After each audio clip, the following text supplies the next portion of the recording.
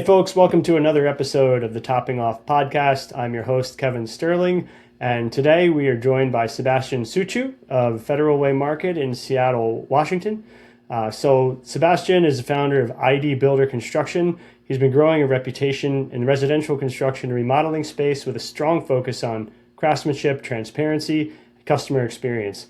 What makes today's conversation especially interesting is that we're diving into a side of the business a lot of contractors are curious about, but not everyone talks about, and that's exhibiting at home shows. So we're going to get into why Sebastian decided to do it, the strategy behind it, what the experience was like, and whether or not the ROI actually makes sense for contractors looking to grow. So Sebastian, welcome to the show. Absolute pleasure for having me.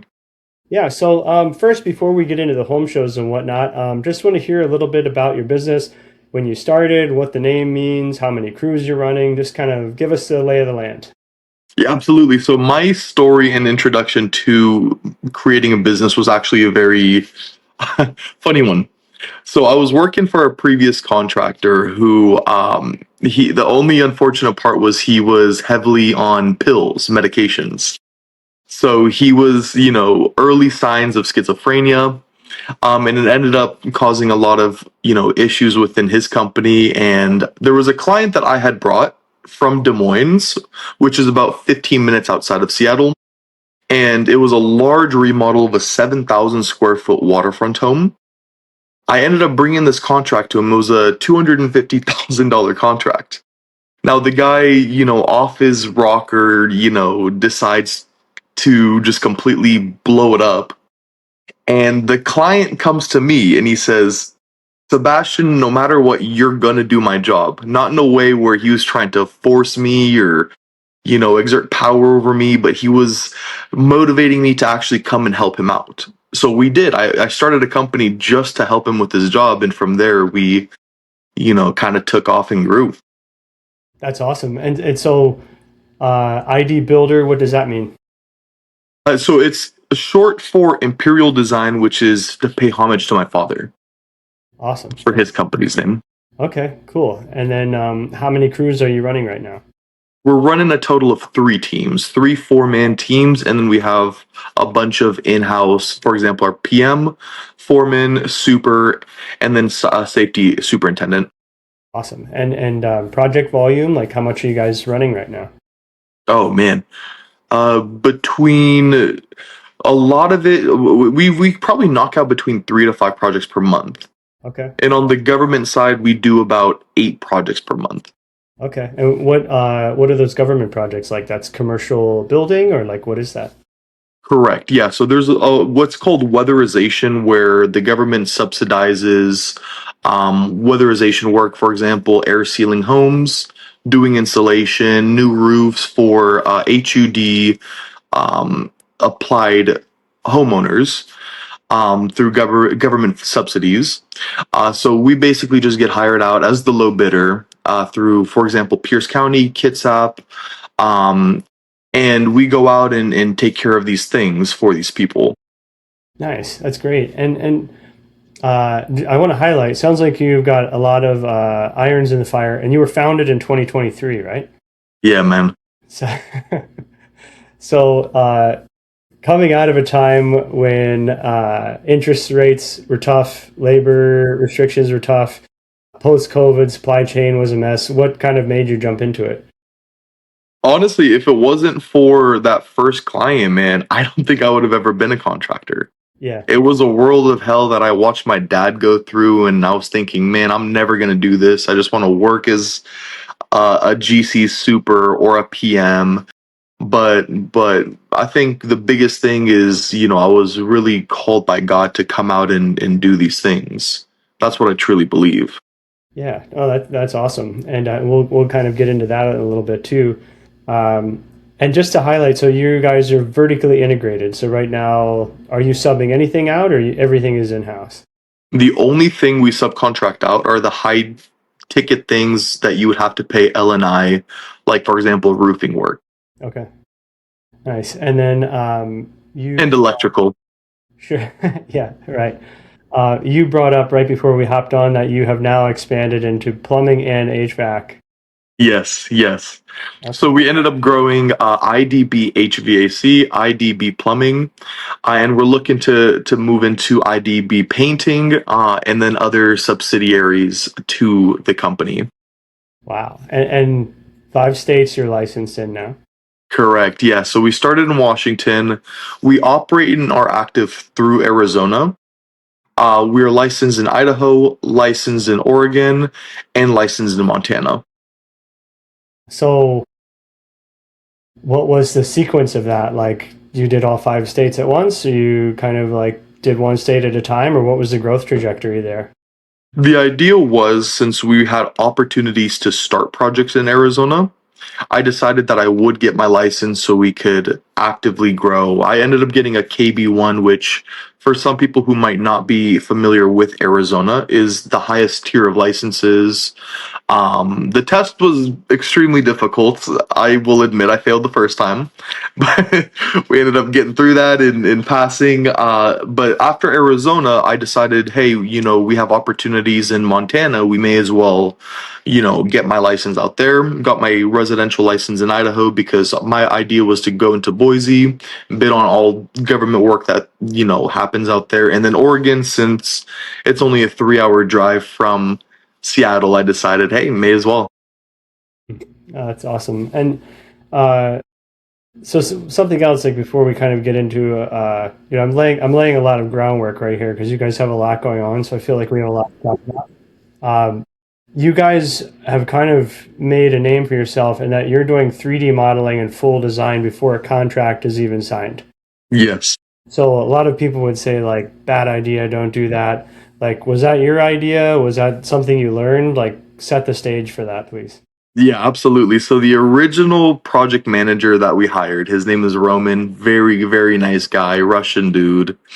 He actually had a background on CAD designs. But on top of that, he used a software, I believe it was, I'm blanking on the name because I don't take care of that personally. And I'll tell you the shift in what happened, and I know we'll touch base on AI more, but I'll make a quick reference to it. So he started doing the 3D renders, and what set us apart from the competition, which is why we scaled and grew so fast, was because every single meeting that we went to, whether it be a kitchen remodel or an addition or updating someone's sunroom, Roman would come in, do a full 3D design, measure the entire space, 2D design it, and then he would go through and turn that into a 3D render in which he would start putting finishes, color choices for walls, flooring, and everything in between. And the clients loved it because no contractors coming in, sending somebody, paying somebody to come out to do these 3D renders and design their dream. They have to kind of wrestle and fight with the contractor to even get the floors that they like most of the time. So that was the biggest difference and key maker for us was offering this as a fully in-house service. And I think our close rate at that time was about 80%. It was very just hit and roll, man. It was insane. Is Roman still with you and providing that service, or since have you He's kind of not. okay, you have Yes. somebody So else that since does that? yeah, yeah, he ended up moving on because he had an opportunity to be partnered with a different company. He took it, of course. I don't blame him. Yeah. But now, speaking back to the AI thing, so I use ChatGPT's image function Hmm. through their GPT 5 point whatever it is now, which does the full render. So what I do now is I take a picture of their living space. I put it into ChatGPT, for example, and it does a full 3D layout and render of the entire place and it looks realistic. The 3D render that we used before you could tell it was a render. But now the images that we provide look, clean cut, pristine, like it actually is their kitchen. Wow. Yeah. And so this is the second episode we've had recently where the contractor is basically expediting the process of getting AI tool just to get an idea across, just to make the client kind of excited, and then going from there. So it's absolutely the way the market is moving. Um, so I guess let's get a little bit into the home show. So tell us, I guess, sort of like, was it your first home show? Mm. Uh, like how many have you done? Like kind of lead us up to going there and how it went for you. Oh man, home shows are the best thing that is created. I'm not gonna lie to you. So our exponential growth was, I can say, solely due to home shows. They're phenomenal. We've never had a bad moment at one. They've always been great. They've always been, super client focused, driven. You get between 10 to 15, 20, 30 leads per show. And the conversion rate for those are a little bit lower because obviously the competition is going to be much higher. And you can't offer direct services while you're at the show. You have to come in, sell them. But for every show that we've done, we have and to a dollar value for every show that we've done, we've directly tied about $700 to $800,000 worth of contracted work from those shows. And they're a cheat code. I mean, they really are. If you're friendly, you're able to talk to people, you're able to get the point across, you know what you're saying when it comes to um explaining to a client, and understanding their needs, explaining the process of construction and understanding their needs, you will never go hungry at those shows. So they've been phenomenal. We've done about two per year, but in 2024 we did four. There's about six in Washington per year, but we keep to attending two per year, one in the fall and then one in the spring. The spring show would line us up clients that would keep us busy in the fall and early winter. And then the spring show, the fall show would keep us busy through the early spring to late summer. And now that you're in 5 states, do you think that you will be in two shows in all 5 states? That's what's funny. So, because of the amount of work that we have and everything that we have to handle, and the fact that we've also started doing procurement work via government contracting, I don't even know if I need to do shows anymore. As a growth designator, it was phenomenal. We were blessed. But the shows I would recommend for any contractor, and then I have a buddy of mine. He's a Jewish contractor. His name's Matan. He's very early in the process of his business. He was working for a previous company as their lead sales guy for a company between LA and Seattle. They're doing what, 80, 90 million a year. He was their lead sales guy. And he came in the business, asked for some advice, and I told him, dude, number one thing is go into those damn shows. They are the literal cheat code in this business. If some GCs that aren't very good on the sales side, it's probably not for them. There's hundreds of people. You got to be smiling, talkative. You know, it is a lot to handle, and you're gonna feel drained at the end of it. But for sure, as a growth metric and as a way to get work, it is the best ROI that I've ever had in anything we've done. Wow. And just as an aside for our listeners who aren't watching the video, so it's 6 a.m. Seattle time where Sebastian is, and he's chugging energy drinks during the episode. So if you met him at a home show, I think he would have brought the vibe and he was excited, ready to work. No, that's fantastic. Um, so kind of going into it, did you guys have like a target ideal customer and you met them at the home show? I mean, you guys offer a lot. So like, do you Yeah, absolutely. Going back to the idea that my first job was rather large. It was a remodel of a 7,000 square foot home. First job I've ever taken, which is a blessing for any contractor, as that's their one big ticket job. But that was by the grace of God our first job. So ideally, we kind of hit the ground running with the idea of, hey, our ideal project is going to be larger scale. It has to be, remodel. It has to be an addition. But that only came about 6 months later, when that was our client base, was people coming to us for new constructions, additions, um, large home remodels. So that's kind of what our target client is somebody doing new constructions, large additions, and large home remodels. We started the first 6 months taking on, kitchens, bathrooms, which was great. But the amount of work that I had to put into do a $15,000 project was, I'm not even joking to you, the same amount of effort I had to put into to do the $500,000 project. Sure. Yeah, it absolutely makes sense. So with your home shows, what was your preparation like going into it? Simple, man. So our first show that we ever did, I got a 10 by 20 booth, double space. I had, four of our guys come in to do flooring, like the LVP overlay Mhm. over the concrete. I brought in a whiteboard with plans on it, just to, kind of showcase that to clients. I had tools overlaid everywhere. I had seating areas. It was it was the works. And that was our worst show. Mm. That was the worst show that we've ever had. So the next show, Roman actually, funny enough, he recommended, hey, what if we just kept it a little simpler? You paid God knows how much of hours to these guys to do all this. Let's just keep it simple. So we got a 10 by 10 booth.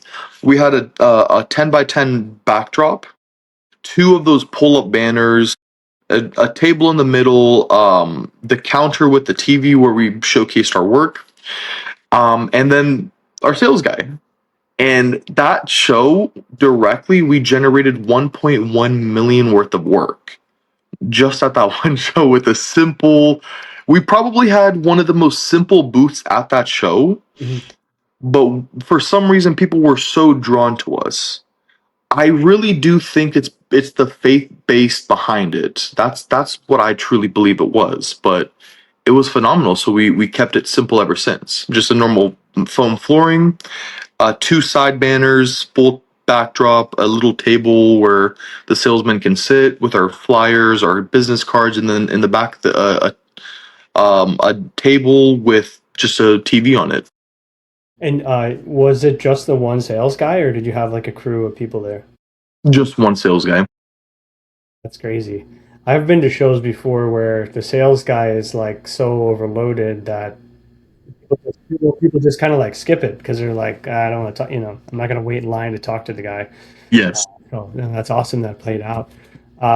Did you do any kind of like pre-marketing to your existing audience saying like, come meet us at the show? None. Nothing like that. And Nothing. how about after the fact? What was your follow-up like for the leads that you got? It was pretty difficult. I'm not gonna lie, because we had so many leads that came in. The idea was we were probably meeting 3 to 4 clients per day.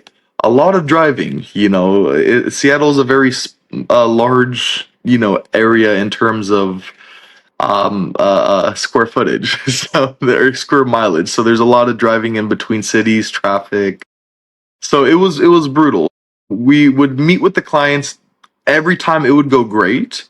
We'd send out the proposals, do their 3D renders, and our close rate at the shows. The reason I say that it was about a third as opposed to specifically at the shows was because of the fact that we couldn't get to everybody.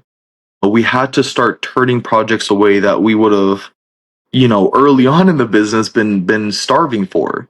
Mhm. And the reason that came by is because our team was literally just me, Roman, and another guy named Jalen. That was it. That was our team, our whole back end with our floor team. At the time, it was 7 guys. So we were so swamped and we physically couldn't handle it. Obviously, people were upset, and we gave them references for other contractors that I do know and trust. But there was such a draw to us that people wanted to work with us.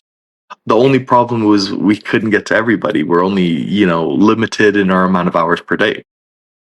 And how fast, like I've some of our clients, they go to home show and they have to nurture the prospects for like 6 months or 8 months or 9 months. Like how fast after the show did people want their jobs booked? Or, like do you remember sort of like what was the longest that you had to entertain someone before you actually booked the job? Absolutely. Longest was about a year, but the reason it was a year because what we also do is we also offer full in-house engineering and architectural services, all the way from, topo, geotechnical, all the way down to just the simple floor plans. So all of that, we have teams that take care of everything that we work alongside, not within. And the longest one client took after the show was the process of doing our plans. So it was about, I'd say, 16 months between plans, engineering, and then permitting. The shortest and quickest turnaround was about 2 weeks. It was a kitchen remodel. So in terms of, calling back and forth to clients, the jobs that we did choose through the pipeline to go after and attack for, the average time between initiation of contact to the sale, I'd say was about 3 to 6 months. Because a lot of people, they either didn't have the funds or they were just not ready, or their wife, wanted the kids to get out of school first, whatever it might be. Yeah, no, and that tracks with generally what we hear. And I think for contractors that don't like home shows, I think they maybe have a misaligned expectation that they're going to go to a home show and then the jobs start the next, they start on Monday. Right? Yeah. No, bro, Keep the like, pipeline full. yeah, you're gonna be working those leads for a long time. So yeah, that tracks. Um, and so you kind of talked about the evolution of like big flashy, big booth, and then simple booth. So where are you now? Like, has it evolved since then, or do you still kind of go one man show? We keep it as simple as possible, and it works. Yeah, man, it's so deadly. That's awesome. That's good advice. Let's see. So, I guess when you're at these shows, do you see other contractors making kind of like mistakes that, you're like, well, hey, man, that's not like, I don't know. I guess like, do you ever kind of look at the difference between what you guys are doing and what other people are doing? Yeah, absolutely. So the biggest thing that we've noticed from other contractors is either one, if it's a larger company, they just hire typical sales guys, and I've seen maybe 20%, 1 in 5 booths will just have people sitting at the table, not actively interacting. It's one of those things where you go to clients like, "Hey, are you looking to do any projects? Hey, you know, hey, are you welcome to the show? What are you guys looking for? Just actively, engaging everybody that walks by, which is why we retained and gained so many clients through those shows. So the biggest thing that I've noticed is hiring contractors hiring inexperienced, unsure salespeople that just sit the entire time and wait for engagement. The second biggest mistake that I've seen is contractors doing the sales themselves. Because and I've tried this at the show I've gone to, and the only time I've ever done a show was I was there for one day, an 8 hour session. It was draining because the biggest thing is as a contractor, your business is your baby. So when you have clients that, kind of walk by after you try to engage, it defeats you a little bit. That's why somebody who's not married to the business, doesn't have stake in it, doesn't have anything to lose if they get a client or not. That's the person that needs to be doing the sales. The contractors doing it themselves, they're going to get in their own head.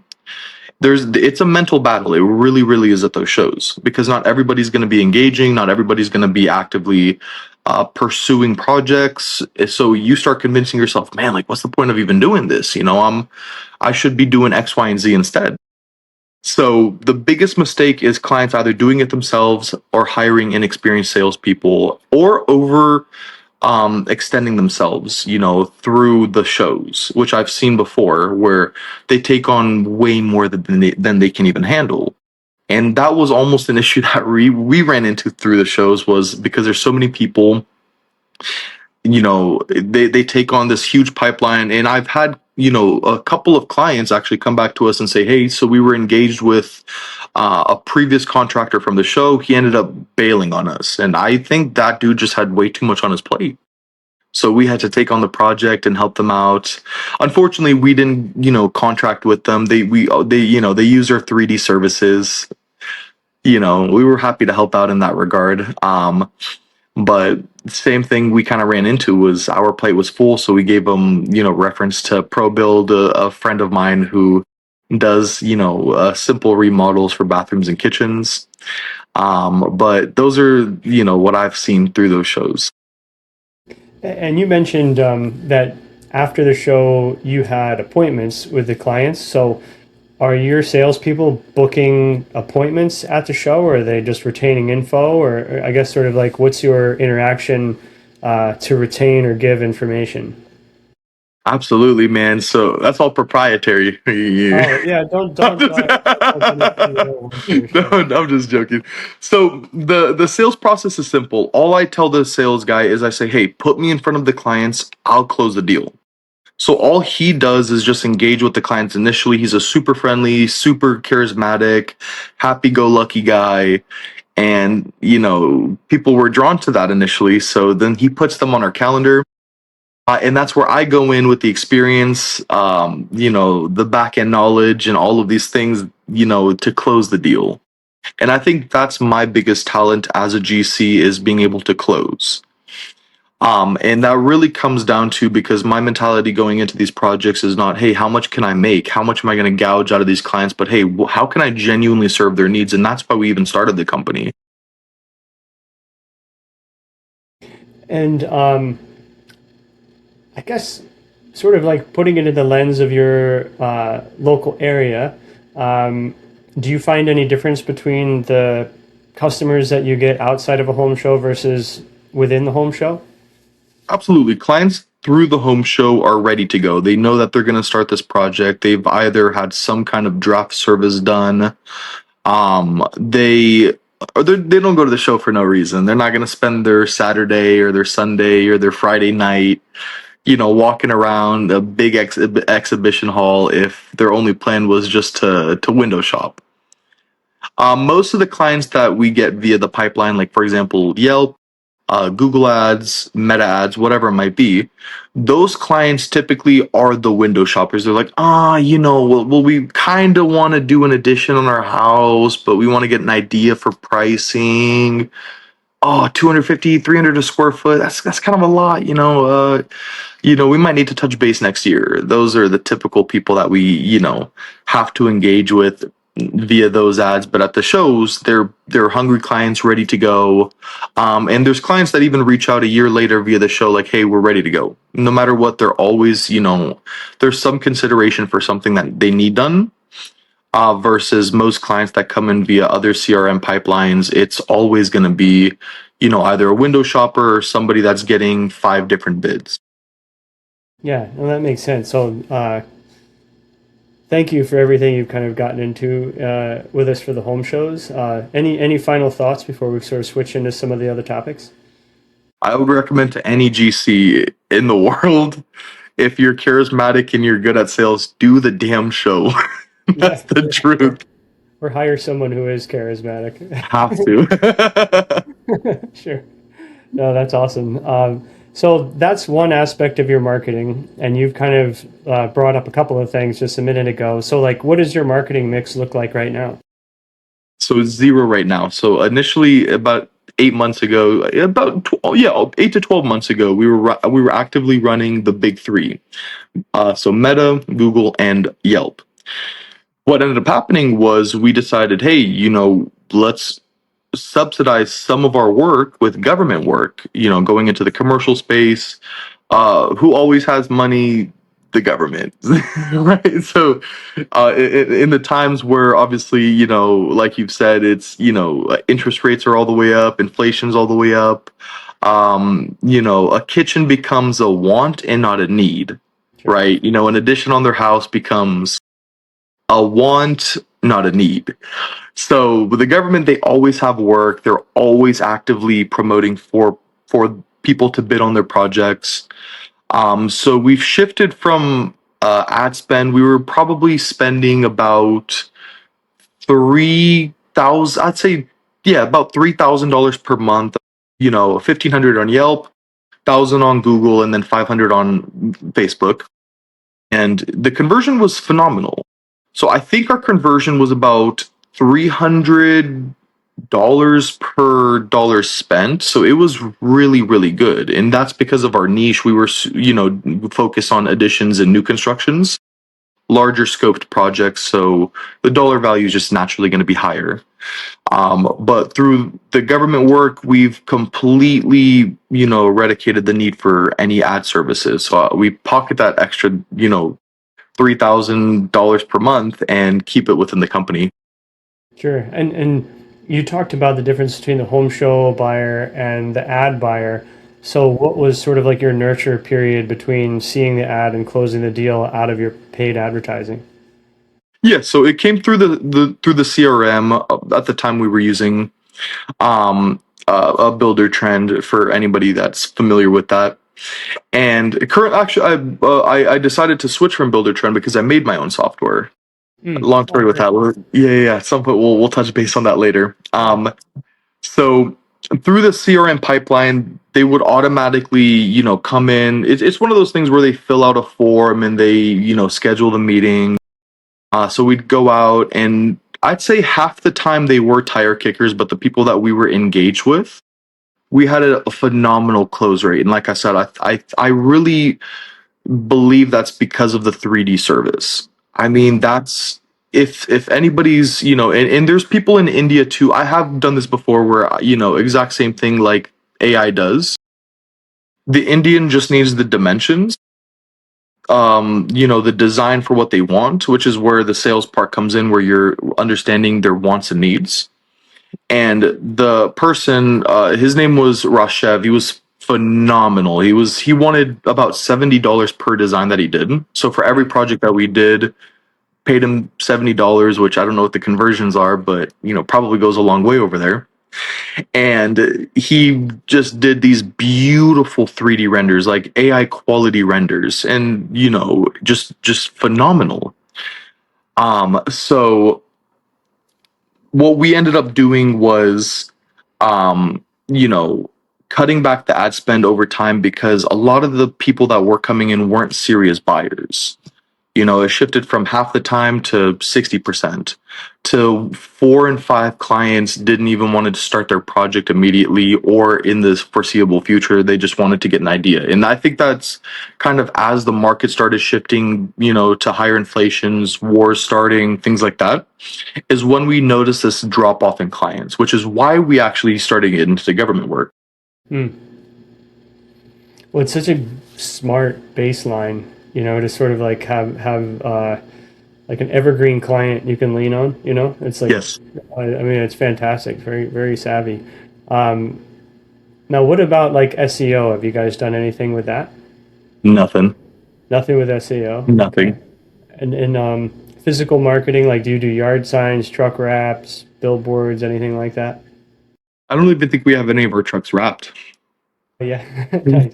So no, it's always been either word of mouth, through home shows. That's really it, word of mouth and home shows.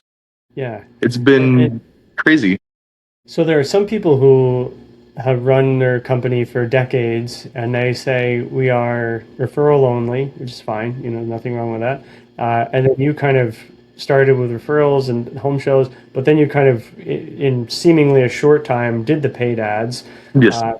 So like, I guess like, would you do that again? Or like for somebody who has never run paid ads, like, would you advocate for that, that you feel like it's a great way to subsidize your referral network?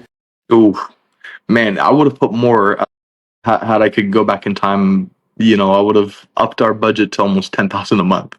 They're Yeah. definitely worth it. They are Yeah. 100% worth it.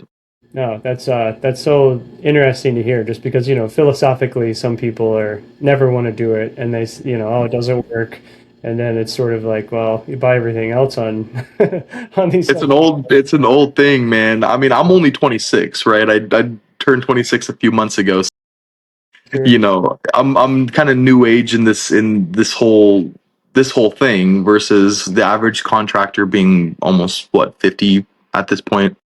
Yeah.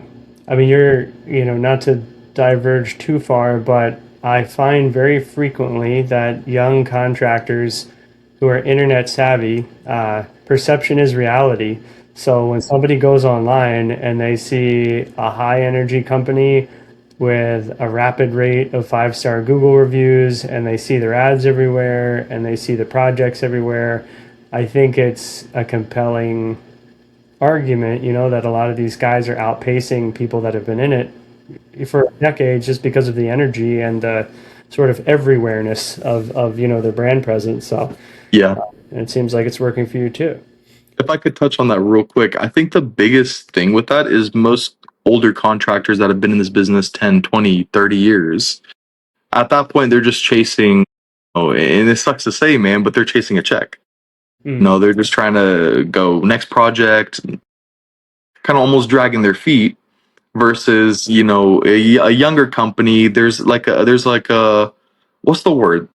Like you said, a different energy to it, a more youthful spirit, and clients can get behind that because we're happy, we're hungry, versus most people, they're going to lose that fire over time. And it might happen to me, God forbid, but as of right now, man, we're hitting the ground running with it.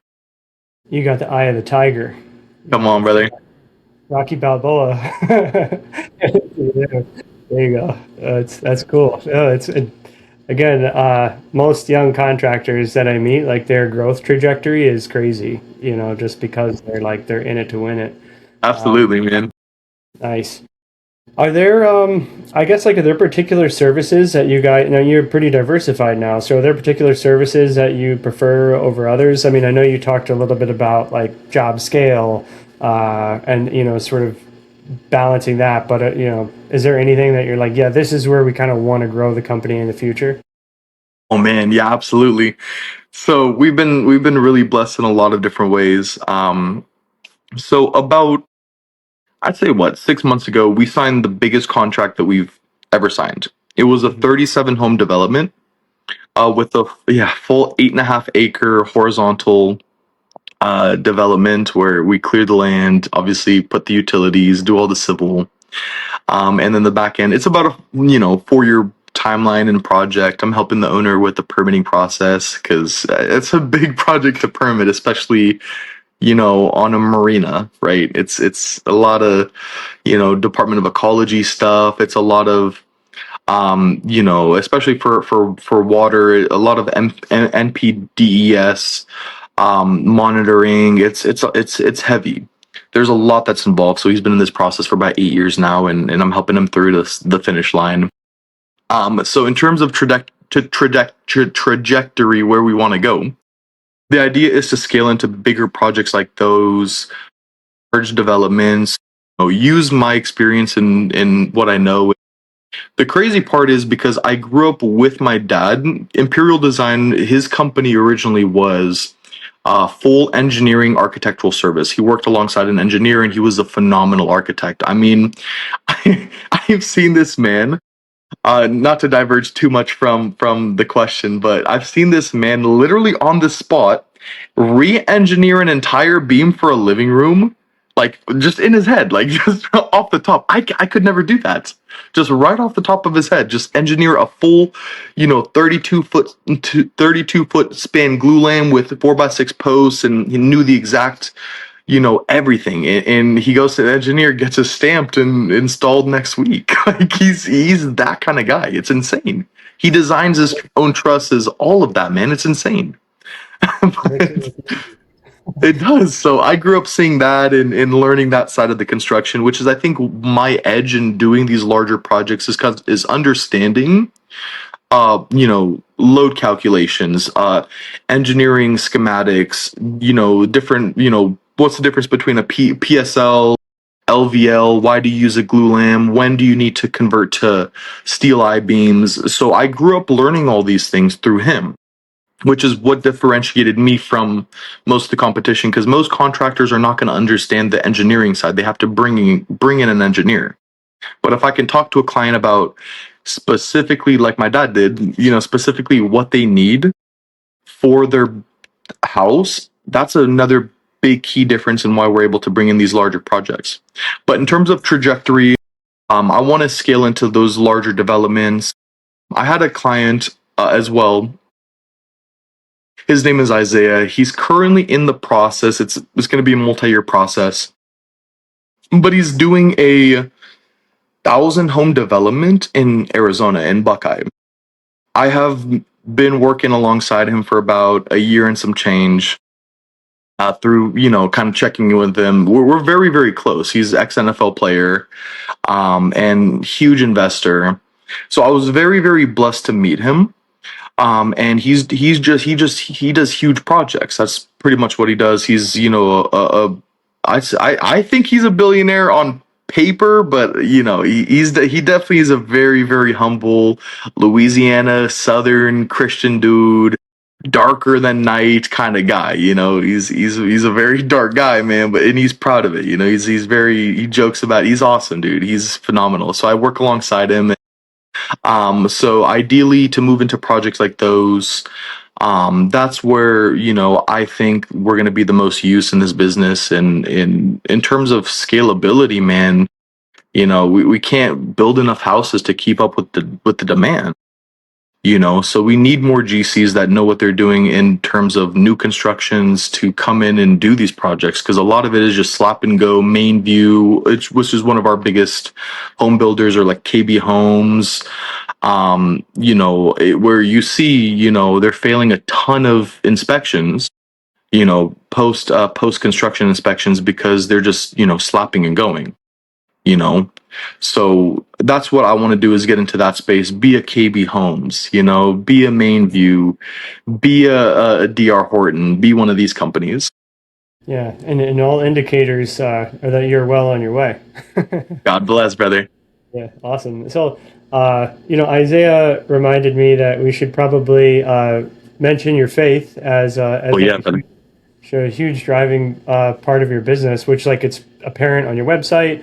Again, if you're not watching the video, Sebastian is wearing a cross. So, tell me sort of about how that plays out. Oh man. So I was actually talking to my fiance about my testimony yesterday. She knew, but I was super, in depth. I'll keep it short because you know. But obviously grew up Christian, didn't get super serious about my faith until 21. Obviously did the whole 9 yards, man. Drugs, alcohol, drug dealing. I was a mess. It was horrible, man. I was praying to other gods. I was praying to Greek gods. It was a mess, brother. And one day, I met a man, his name is Jesus, who redeemed me. I met him, in a small group while I finished playing basketball, and I got into it with some guys, and he left and kind of made a regard about, hey, I'm gonna bring something to shoot you, because it was that intense. And then one of the guys on the court was actually a pastor. He said, hey, you got to be careful in these situations. You're not in the wrong, but you never know if they're gonna go to their car, grab a gun, and come kill you on the spot right here. I'm like, oh man, I was a hard-headed 21-year-old dude. So I ended up going to small groups and, really, really grew my faith as an evangelist. And from there, my whole purpose in life was to serve God. And I think that's where most of our opportunities have come. Yeah, the sales side, you need all of these back end functions, but man, the foundation, dude, if it's set, strong, it's like using number 3 rebar when the plans call for number 6, man. Your foundation's gonna suck, you Yeah. know. So that's what we've built this company on, was that strong foundation, which is why we've been so blessed in scaling so absolutely fast, and doing all the things that we've been really genuinely blessed to do. And I think that's all because of God. So my testimony is, I came in hard headed, man, beat my head against the wall until, I was redeemed, dude. It was brutal. And you know, you've kind of highlighted a lot of things like the generosity of doing the 3D and the engineering up front, you know, sort of like not worrying about getting paid, but just like giving, and just sort of like, I'm sure it plays into how you treat your customers so that you have referrals and you have repeat business. Yes. So yeah, I mean that's fantastic. I appreciate you sharing, you know, your testimony. That's amazing redemption from almost getting shot on the basketball court to, you know, sort of where you are now. So take heed, anyone listening that's not on the straight and narrow. No, it never is, man. So I don't want people, and I'm sure that this is the reality. I don't want people to hear this and just say like, well, this guy's got the Midas touch, everything, you know, goes to gold. So like, what have been some of the hangups and challenges along the way? Oh, dude, absolutely, brother. So let's even go in the last year. So I had a foreman that that we hired. He was running all of our projects. We had 7 projects going at a time at that point. 3,800 square foot addition, 5,000 new construction, 3,200 new construction, 2,000 square foot addition, 1,500 square foot second story addition, ADU convert. Like we were so swamped and busy. So he was running our entire team. We had at that time about 32 guys actively on our payroll. It was crazy. So because of how busy I was and how busy, you know, my PM was, we couldn't be hands-on in the business, which is why I actually ended up making my software. I created a software that, you know, does a lot of these things that I have learned from, made mistakes in. So I hired an MBA to come into our business, paid him an exorbitant amount of money to see, hey, where's all of our spillage? And we ended up finding out that through the foreman that we hired, and you know, for the sake of him, you know, I won't speak on his name too much, but he ended up screwing us out of about $800,000 in about a year. Like directly from the business, not lost revenue, just lost from the business. So it came out of my Yeah. pocket, which sucks, you know, and I can blame a lot of that on being too trusting and even an electrician that I hired. Man, I paid him for 4 projects that we were doing a total sum of about $52,000, and he did what, 4 grand worth of work. He set a power pole and changed a panel when he was supposed to fully do the rough in and trim out for all 4 projects. So, you know, subcontractors screwing me, and then we had our old excavator operator that, you know, he was, I don't know if he was drunk or high or what, man, but hit sewer lines, hit water lines. Thank God he never hit gas or telecoms. Like, genuinely praise God for that. But it, you know, he cost me tens of thousands of dollars. I mean, it was brutal. And then our old HVAC guy, who was very, very talkative, would probably divulge too much information to the clients because we kind of put every client in their own box. You know, I'm not going to go to a client and say, hey, you know, I got to go run to our other project. I make the client feel like they're our main focus, you know, which is why people are so drawn to us. But he would go and be like, yeah, he's not going to be here because of he's dealing with this on X, Y, and Z project. And the client's like, well, I thought he was helping us. You know, why is he doing another project? Because clients have that mentality, you know, where they have to be your only client. So, you know, he was very talkative and caused issues internally. So, you know, it definitely isn't all sunshines and rainbows. You know, we've definitely had a ton of tribulation, man, a ton of, you know, downs. As much as I've talked about the big up, signing a 37 home development, you know, having an exorbitant amount of work on our back end, we've also gone through a lot of losses. We've lost good projects because of my team's inability to finish certain things or make mistakes. So we've been really, really blessed on a lot of fronts. But obviously, we've had to go through those, you know, those hard knock moments too. So that's kind of the biggest thing. And I'll be super transparent about it. You know, I'm not the best GC in the world. You know, I'm a young dude in this business, mid 20s, you know, still learning my way around the rope as much as I do know. So I'm gonna make mistakes. I'm gonna continue to make mistakes. I'm gonna hire the wrong people. But the biggest thing is, God, like back to my faith too. God has always taken these people out of the business before there was too much damage to be done. And I think the biggest reason why is since this is his company at the end of the day, and this is what I tell everybody, I work for the company, right? At the end of the day, it is God's company. It was built for his purpose, which is why we actually reference Philippians 4:19. And the idea with that verse is because it's not us that provides for the clients, it's going to be God every time. So that's why that's our back end verse and what we stand on as a company in our culture. Whether it be the morning prayer meetings or, praying over our guys, when they're dealing with X, Y, and Z in their life. So, mistakes are going to happen. It's inevitable no matter if you're a 50-year vetted contractor, 2-year vetted contractor, they're going to happen no matter what. Which is why we've gone from subcontractors because every contractor that I've used don't take me seriously.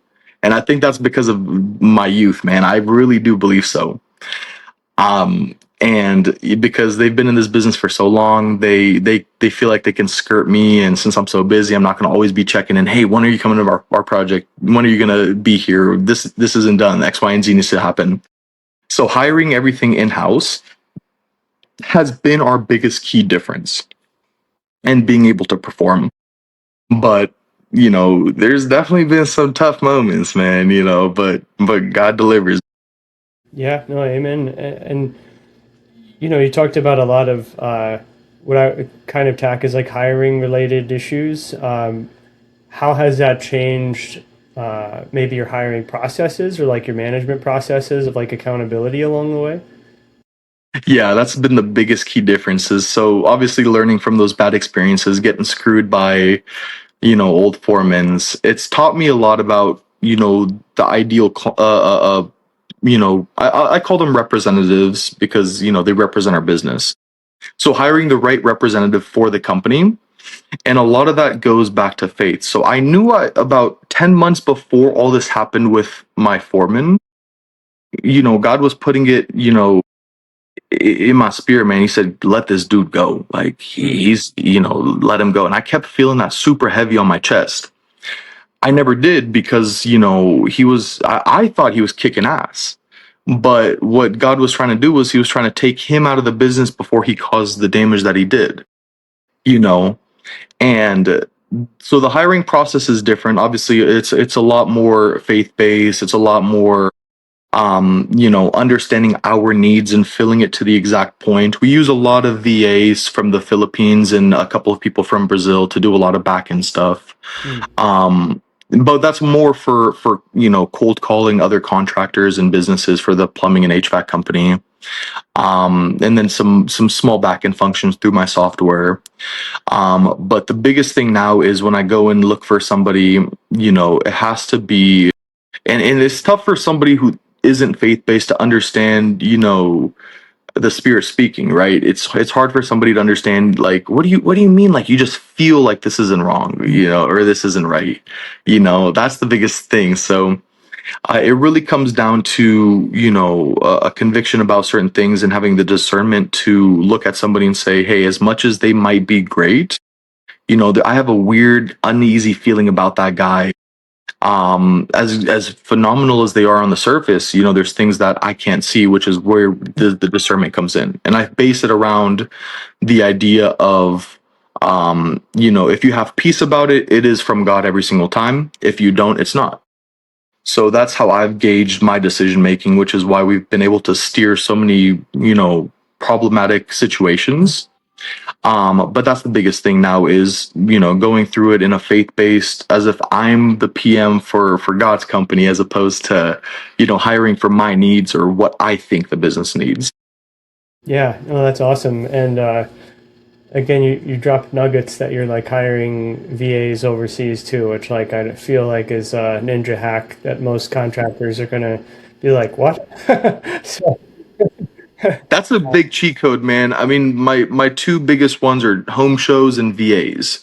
I mean, you're gonna pay to do even our accounting work because my fiance is an accountant, so she's in the active process of getting her CPA, and the reason I'm kind of trying to push her to do that is so she can do my taxes.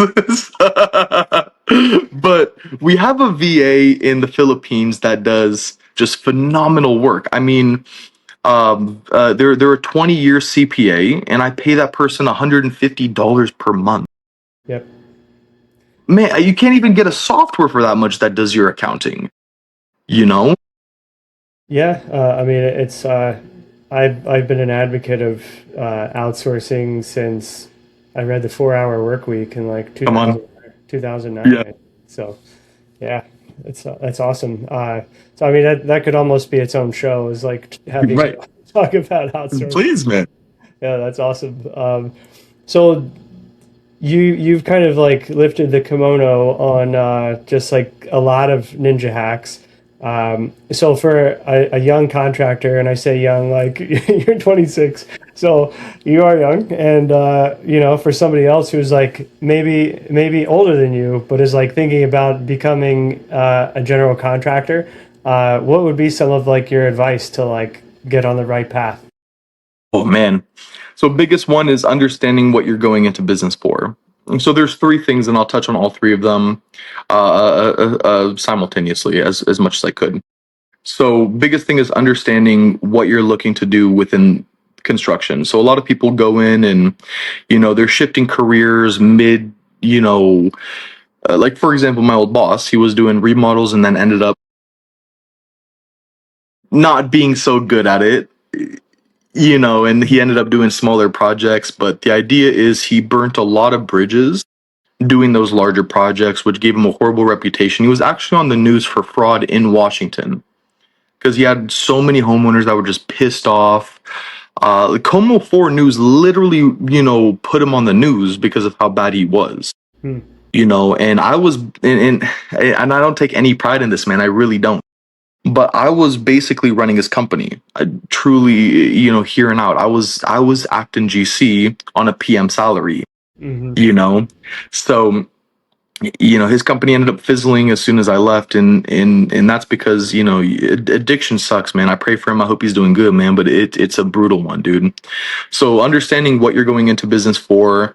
The second one is understanding that the money's not going to be made right away. So we were obviously, as I touched base earlier, we were super super blessed to have a huge hitter project as our first project ever in business, which is why we even went into business. So we were super blessed with that opportunity. And from there, we kind of, continue to run with it. But most of the time, contractors are going to come in and they're going to get maybe a $5,000 little, flooring job here. Or, hey, let's come touch up my bedroom. Here, $500.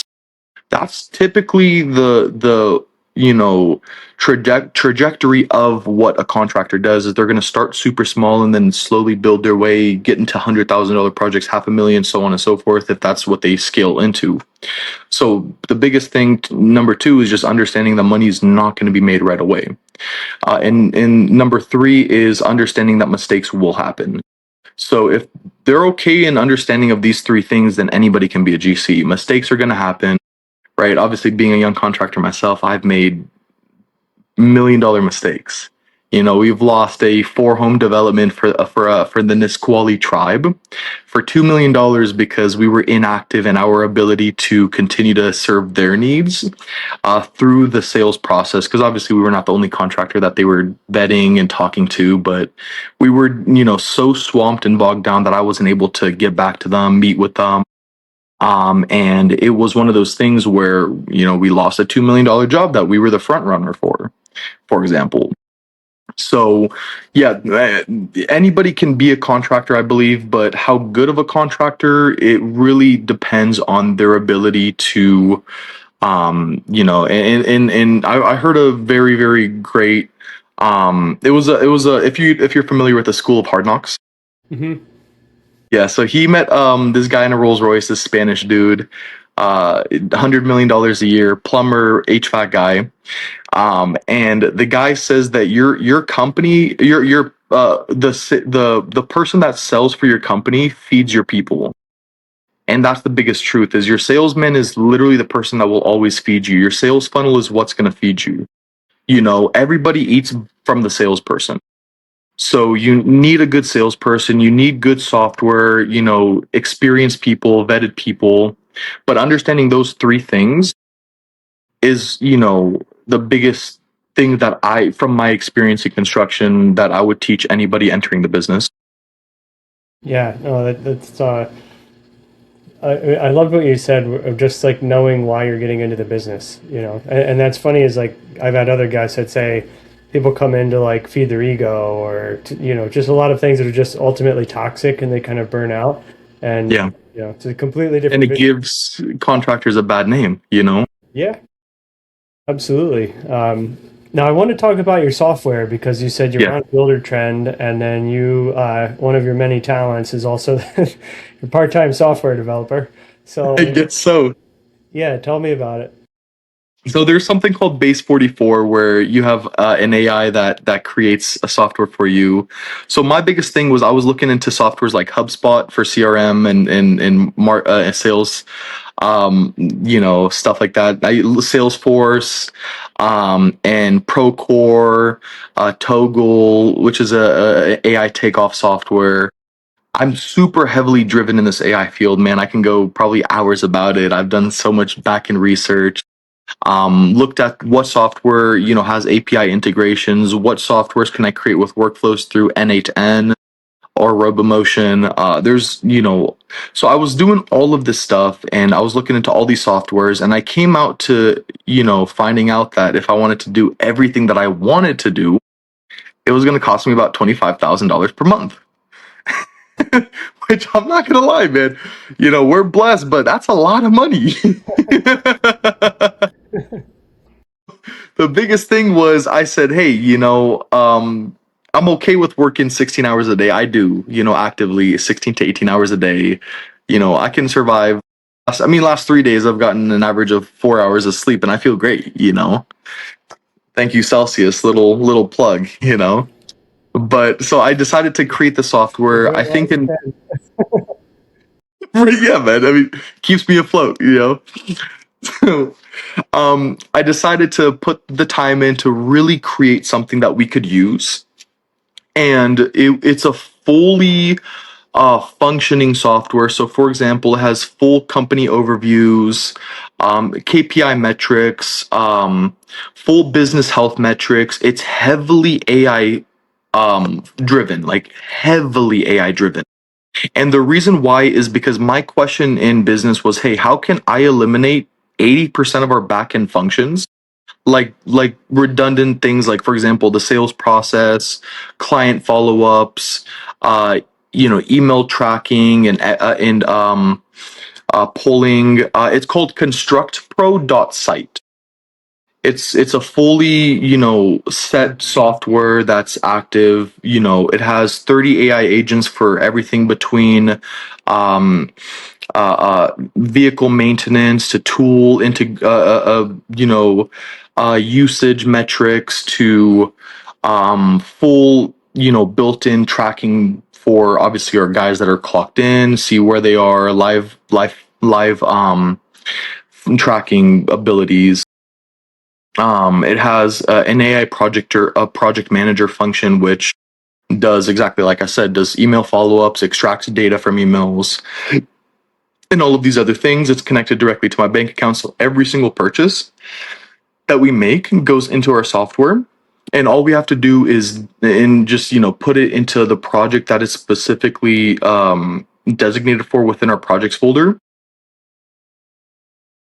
It is if you used every single software, put it all together, and it rolled it out. Like, it is that advanced. It does everything. It has full BIM function, so you upload plans, and it has full zoning capabilities, so you can see specifically every zone on the plans tied to 3D pictures.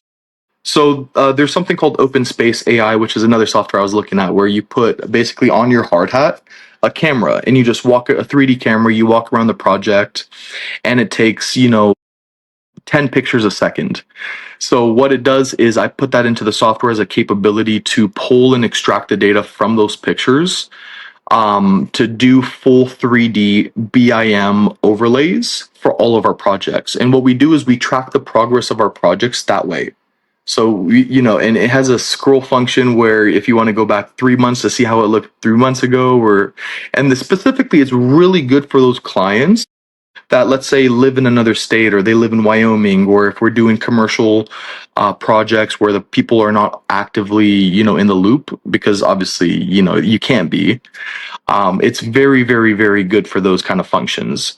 So it's super heavily integrated. I mean, I've showed my PM in the past and to go over like the entire software without even diving into depth about every single function, but just going over everything. It took me about 3 hours, so it is so, so, so heavy, but I created it specifically for the purpose of solving every single need that we would ever need from mistakes that we've made.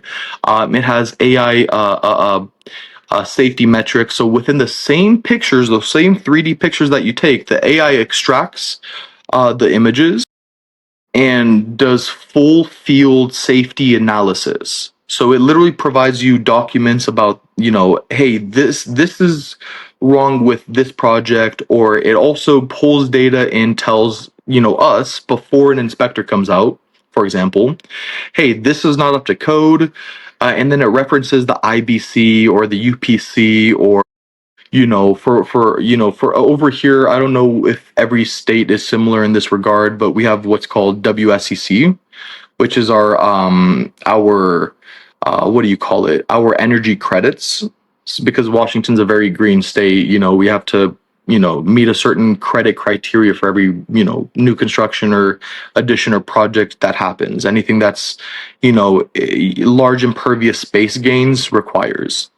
So it does, it pulls all that information from these. Like I said, I can go hours into it, man. It is so, so deep. And I've actually shown it to a couple people. I will never launch the software, but I've shown it to several people, with especially GCs. And I even had a friend say, hey, man, would you let me use the software for $1,000 a month?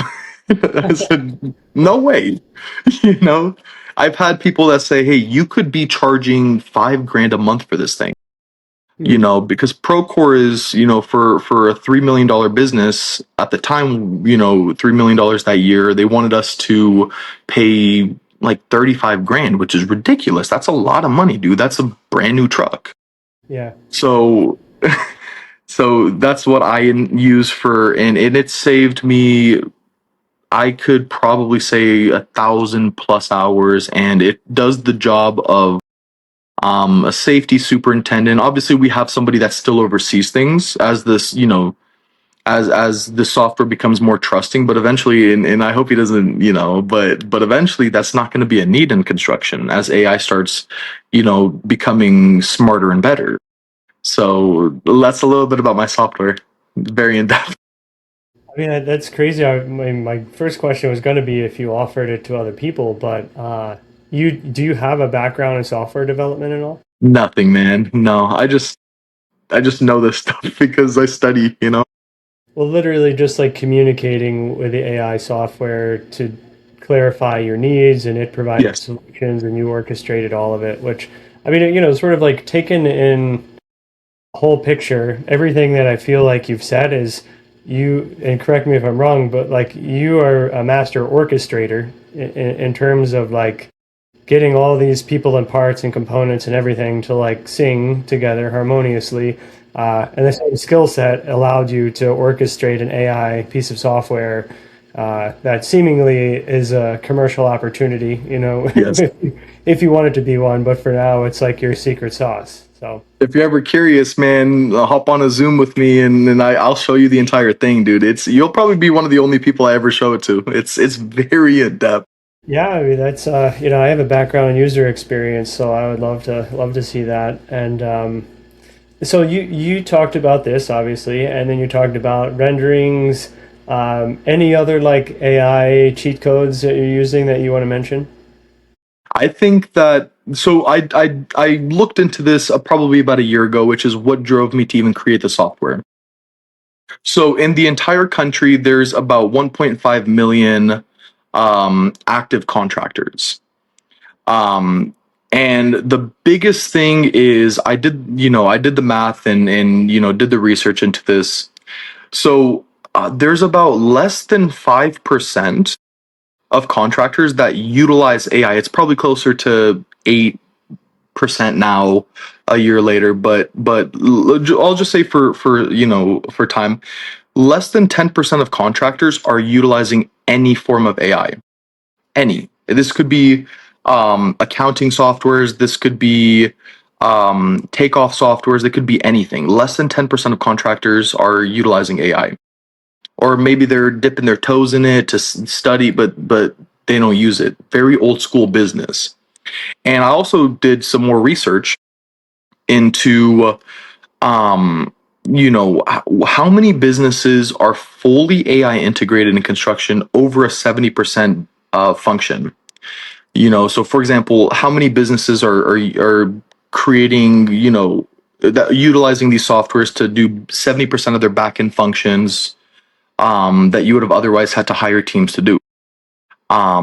And the number came out to about 0%. There's not a single company that is actually using AI to take care of even more than 70% of the functions that it's capable of doing. Now, through my software, the metric that I came out to was about 90%, and obviously this is through talking to Claude and things like that, but about 91% of all backend functions is completely and utterly taken care of and integrated by the AI completely. This is full email responses. This is full estimates and proposals, full client follow ups. Texting them. I don't do any of that. Which is why I've been able to scale and grow and do these additional things because I've saved. And I've done the math on this too.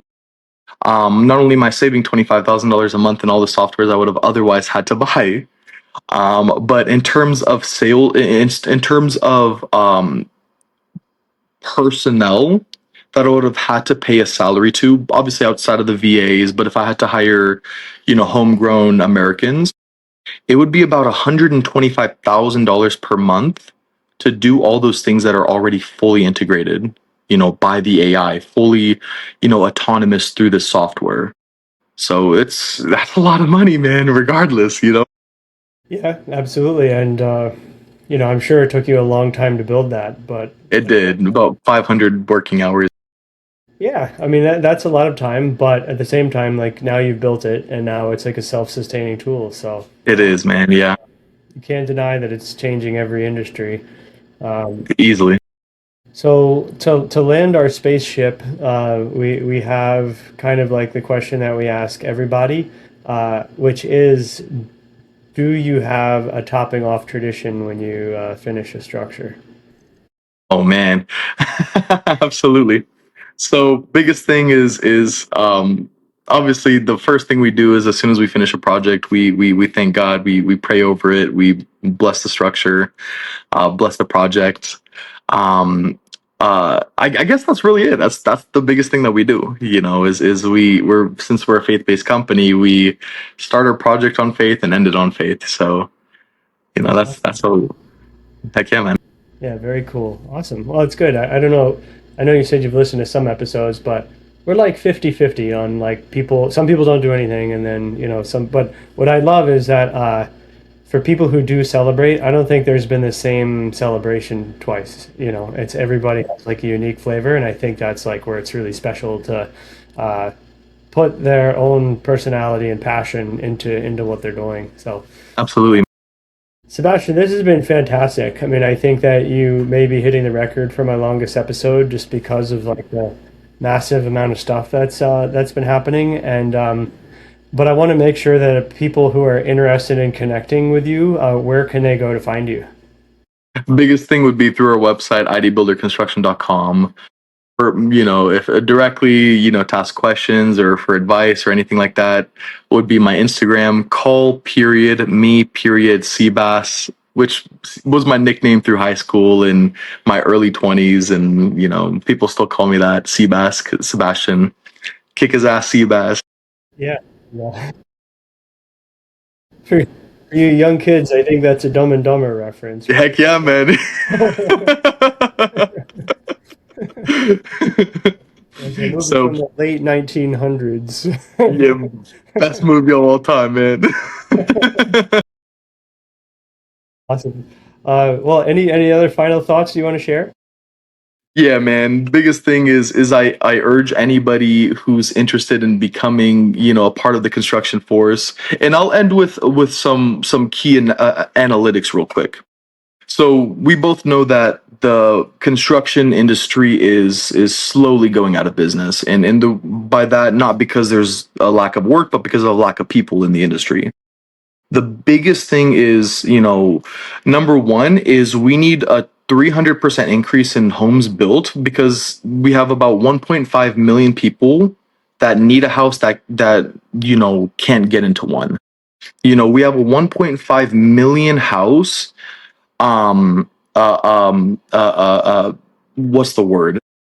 Where we need to build 1.5 million houses 10, 20 years ago, right? There's just not enough people able to come to the industry to meet the needs of the home requirements in this country. Number two is, um, you know, AI, man. I mean, that's the name of the game. Contractors getting into the industry, they have to get on AI quick because it's such an underutilized tool in the business. And a lot of people are going to dip their toes into it. But I'm telling you from experience, AI can do over 90% of what your company needs fully autonomously, fully. And people don't understand that. Maybe they don't trust it. And it's because they're super old school. And touching back on that is the Salesforce in construction is only getting older. The average GC, I believe, is 42 years old. There's not enough young people getting into the business, and I think a lot of that is seniority, right? So they join a company and they're the little guy, the apprentice, the helper, until they get into their late 20s, 30s, and eventually after a bad taste in their mouth with their previous company or their previous boss or issues, they're like, hey, I'll try the GC stuff out. I highly recommend everybody to, get into construction in some regard, whether it just be, a typical roofer or going into the trades. And the biggest thing too is for HVAC specifically, there's about a 12% increase year over year of people getting into HVAC. Even though that number is technically decreasing, the biggest thing is the fact that most people don't get into the commercial space. So with all these AI data centers, all these commercial facilities for Amazon, Microsoft, so on and so forth that are coming up, we need more commercial, not only contractors but licensed MEP trade people, which mechanical, electrical, plumbing, fire sprinklers, elevators. So those key trades that are huge money makers, by the way, huge, not enough people are getting into. So I would personally recommend anybody to get into the trades in some regard, in some facet. And I know a lot of friends of mine that do social media, that started doing like, for example, gaming videos early on, and kind of transformed into becoming personalities on the internet, which is phenomenal. It's great. But they don't have, what happens if, you need your house built in the future and you hire a contractor? How do you know if he really knows what he's speaking about? How do you know if he's even using the plans call for 2x6, but he has 2x4s in the wall, and you're none the wiser because, you don't know how to read a plan. So, at least having some understanding of construction, having, the ability to know the processes, at least, I recommend everybody on earth do. It's such a huge industry. It's a multi-trillion-dollar industry. The infrastructure bill was what, like $1.8 trillion, just massive amounts of money being poured into construction. And especially as infrastructure gets older and crappier over time, and they're going to have to continue to, either tear buildings down, rebuild buildings, renovate buildings. There's always going to be a work, always. So I really, really urge people to look into construction as a feasible field.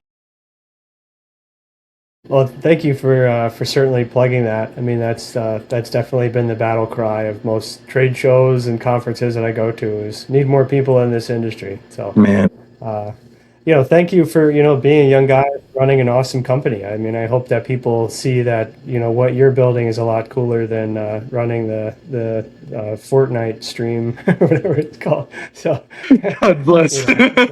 this is a real concrete way to make it. I've even had day Yeah. trader friends of So, mine. So I have a Sebastian. buddy in, even real quick. I've had a buddy who's a day trader, makes $50,000 a month. That I met in Vancouver, Mm. Canada.